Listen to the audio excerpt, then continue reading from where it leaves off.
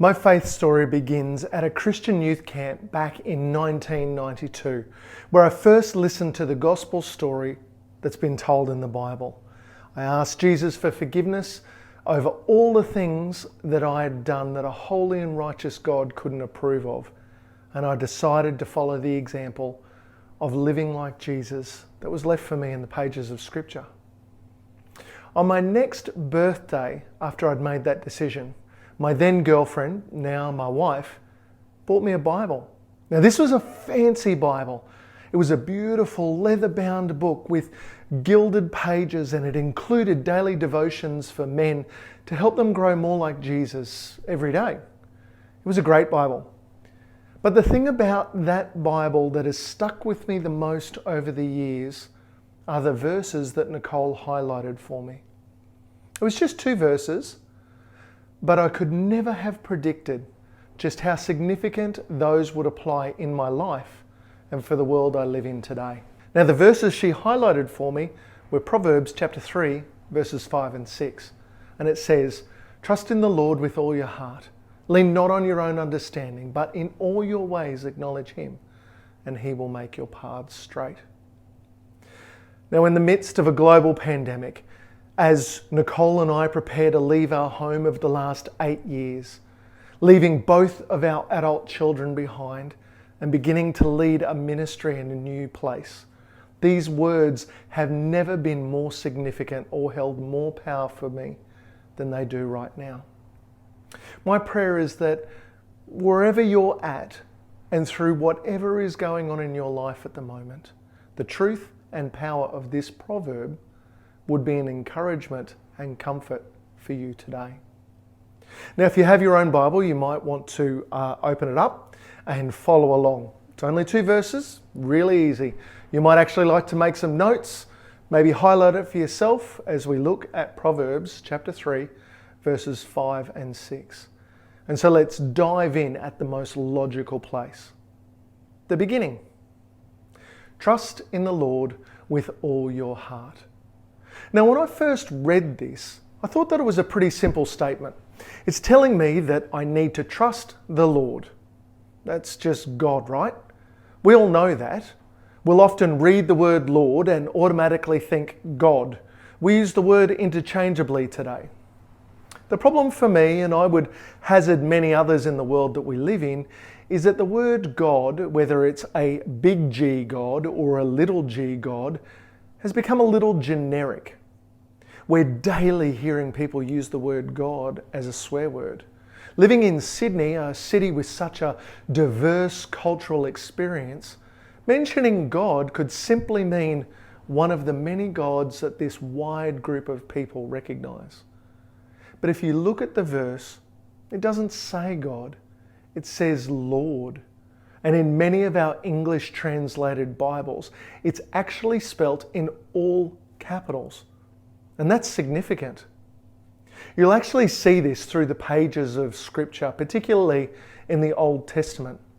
When you see the word Lord, all in capitals, it's actually referring to the special name that the Jewish nation had for God, Yahweh.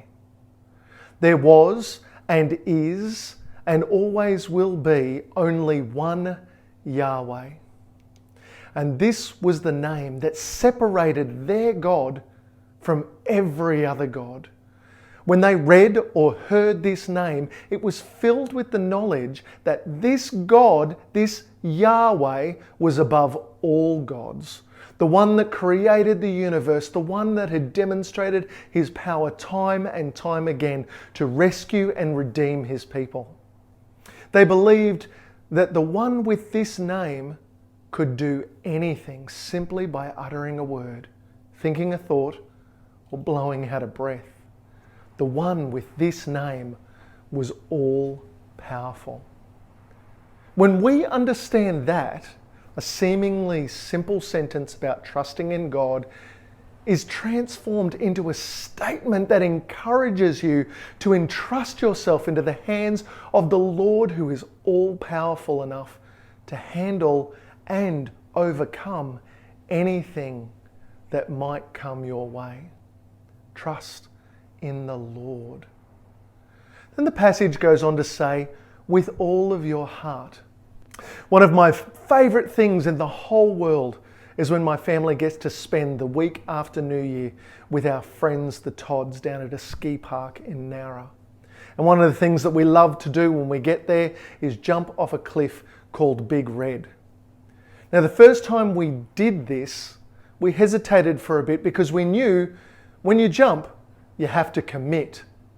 If you're going to jump from a height and you don't commit wholeheartedly, all kinds of nasty things can happen.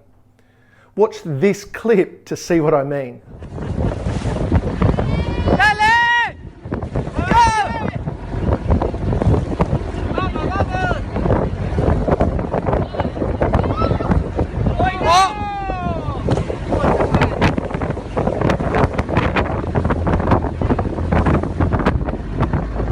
When we don't go in with all of our heart, there is something that holds us back and can throw us off balance and cause all kinds of issues in our life.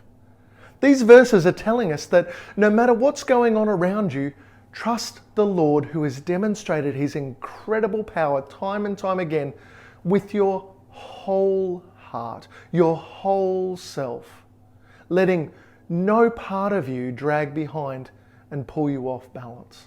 The proverb then goes on to say, lean not on your own understanding. While Nicole and I were the leaders of the Salvos in Port Stephens, we met an amazing man called Ray Smart. Now, Ray was one of the most unassuming, humble men that I have ever met. But he was both smart by name and by nature. Ray once told me what his job had been, and I couldn't actually wrap my head around it, so he told me just to call him a solar physicist. We would have chats about some incredible things, like how the sun self-perpetuated a nuclear explosion at its core that created the heat that warms the earth. He told me about being on a team that created the very first hologram and explained how it worked. Ray described to me how a piece of equipment that he had invented goes on satellites and could measure the depth and topography of the ocean floor from space. I was enwrapped with these conversations, but they would always and inevitably end with me saying, I don't really understand, Ray, but I completely trust you. Ray had put the time in, done the study, and proven himself time and time again. I had faith that he knew what he was talking about. And that's what this proverb is pointing out to us about God, the Lord, Yahweh. We can't always see the whole picture and don't always understand what's going on. But we do know the stories in Scripture. We do know that through the tradition of the church and the testimony of others, and often through our own experience, that God can understand everything. And he wants to equip us to live our best life. When we're doing our best to follow the example of Jesus in our lives, but we just don't get what's going on around us, this proverb is reminding us to lean not on our own understanding. Because God does understand. He does get it. And he wants to see us living our best life. So have faith in him. And the final part of this epic proverb tells us, in all your ways acknowledge him, and he will make your paths straight. In the first month of teaching my daughter to drive, the pattern of driving and conversation was very predictable. Me, Alexandra, you're drifting left, drive on your side of the road. Alexandra, I am, Dad. 2 minutes later. Me, Alexandra, you're drifting left, drive on your side of the road. Alexandra, I am, Dad. 2 minutes past that. Me, Alexandra, you're drifting on your side of the road. Alexandra, move over to your side of the road. Alexandra, Dad, I am. And on and on and on it went. And this would result in her getting scared out of her wits as she began to drift next to the car in the next lane and it would honk at her. Or she'd freak out because she'd come so close to a parked car, or she'd clip the gutter as she turned a corner. The issue was that while I was giving her instruction on the best way to move forward, she wouldn't listen, she wouldn't acknowledge, and she certainly wouldn't do it. For those of you who have taught someone who's done that, or maybe you've ridden in a car with a driver doing that, you can recognize it's ridiculous. They've been told how to travel straight, but they just ignore the instructions. Well, let's be careful where we scoff, because isn't that how the majority of the world live their lives? We have an entire book of examples and instructions on living our best life, but we drift all over the place. I think that this is what the proverb is warning us, instructing us, guiding us when it says, "In all your ways acknowledge Him." With your life actions, acknowledge and follow the Lord's best practice example for us set out in the pages of Scripture. Joshua 1:8 actually spells it out pretty clearly when it says, "Study this book of instruction continually. Meditate on it day and night so you will be sure to obey everything written in it. Only then will you prosper and succeed in all you do. And He will make your paths straight." As I said at the beginning, I pray that wherever you're at and through whatever is going on in your life at the moment, the truth and power of this proverb would be an encouragement and comfort for you today. This proverb reminds us that we can have a solid faith that the Lord, whose power to overcome has been proven time and time again, will give you the guidance and support you need to pull you back when you're drifting away from the whole experience of life that He intended for you. This week, if you find yourself in situations where you're uncertain, you don't understand, or you find yourself overwhelmed, I want to encourage you to stop and remind yourself of the powerful God you follow. Remember that He is there for you, and make the decision to put your faith in Him, asking Him to take care of it for you and with you.